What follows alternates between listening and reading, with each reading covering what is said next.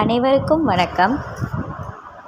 நம்ம voice of சனு சேனலுக்கு உங்கள் அனைவரையும் அன்போடு வரவேற்கிறோம். இன்றைக்கி நம்ம பார்க்க இருக்கிறது மகாபாரதத்தில் விராட பருவம் பார்த்துட்டு வந்துட்ருக்கோம். விராட பருவத்தில் பகுதி 2 பார்க்க போகிறோம். விராட பருவம் அப்படின்னா என்னென்னா, விராடன்றது ஒரு நாடு. அந்த நாட்டில் பஞ்சபாண்டவர்கள் மாறுவேடம் அணிந்து யாருன்னே கண்டுபிடிக்க முடியாத அளவு, அடையாளம் இல்லாத அளவு பிரவேசிக்கிறாங்க. அங்கே அவங்க எப்படி வாழ்ந்தாங்க, அங்கே என்னெல்லாம் நடந்ததுன்றதை பற்றின கதை தான் இந்த விராட பருவத்தில் சொல்லியிருப்பாங்க. விராட பருவத்தில் பகுதி 2 பார்க்க இருக்கோம். வாங்க பார்க்கலாம். அரண்மனைக்கு சென்ற யுதிஷ்டிரன் தன்னுடைய பெயர் கனகன் என்று சொல்லி விராட நகர மன்னனிடம் தன்னை அறிமுகப்படுத்தி கொள்கிறாரு. தான் ஒரு பாண்டித்தியம் பெற்ற பிராமணன் என்றும் பகட விளையாட்டில் வல்லவன் என்றும் தன்னை பற்றி கூறிக்கொண்டு தனக்கு ஏதேனும் வேலை வேண்டும்னு கேட்குறாரு. அதுக்கு மன்னன், உன்னுடைய நடை உடை பாவனை ஆகியவை நீ ஒரு மேன்மகன் என்பதை தெரிவிக்குது. நீ கற்றறிந்தவனாகவே தென்படுகிறாய்.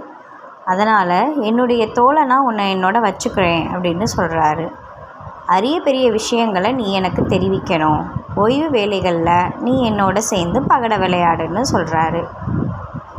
சில நாட்கள் கழித்து பீமன் விராட மன்னனோட அரசவையில் தோன்றி தன்னுடைய பெயர் வல்லாளன் என்றும் தனக்கு சமையல் தொழில் நன்கு தெரியும் என்றும் தன்னை அறிமுகப்படுத்தி கொள்கிறாரு.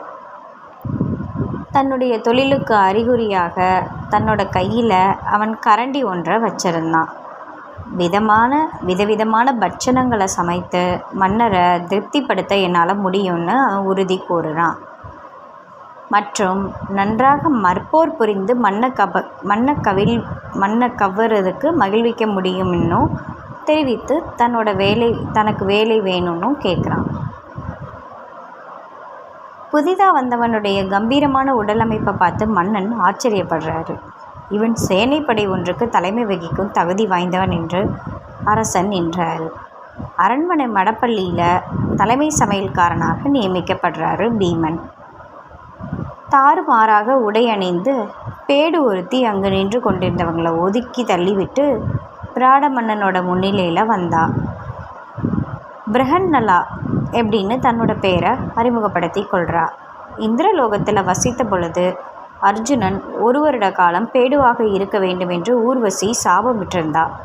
அந்த சாபத்தை 1 வருட காலம் மறைந்திருந்து வாழும் காலத்தில் பயன்படுத்தி கொள்கிறாரு அர்ஜுனன். தான் பாடல்கள் பாடுவதிலும் நாட்டியத்திலும் இசைக்கருவிகள் மீட்டுவதிலையும் வல்லவள் அப்படின்னு தன்னை அறிமுகப்படுத்தி கொள்கிறாரு. உத்திரை என்பவள் விராட மன்னனுக்கு மகள். அந்த ராஜகுமாரிக்கு லலித கலைகளையும் சொல்லித் தருவதாக கூறினான். சாபத்தினால் பேடு வேடத்தில் இருக்கிற அர்ஜுனனை கண்ட மன்னன், ஆண்மையோடு கூடிய ஆற்றல் மிக படைத்தவளாக இவள் தென்படுகிறாள். அதனால் இவளை மிகவும் ஜாக்கிரதையாக கவனித்து பார்க்கணும்னு எண்ணிக்கொண்டு அவள் கேட்ட உத்தியோகத்தையே அவளுக்கு தர்றாரு.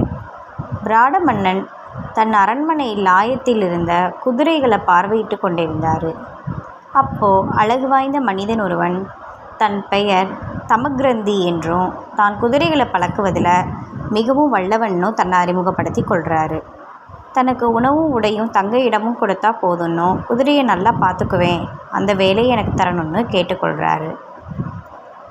வந்தவன் நேர்த்தியான பாங்கை பார்த்து மன்னன் அவன் கேட்ட வேலையில் அமர்த்தி கொள்கிறாரு.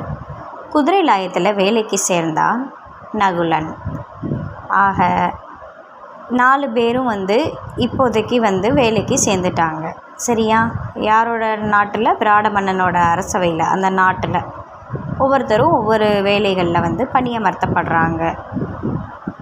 மேலும் இது போன்ற கதைகளை கேட்குறதுக்கு நம்ம வாய்ஸ் ஆஃப் சனு சேனலை மறக்காமல் சப்ஸ்கிரைப் பண்ணிவிடுங்க. லைக் பண்ணுங்கள் பிடிச்சிருந்துச்சுன்னா. நன்றி.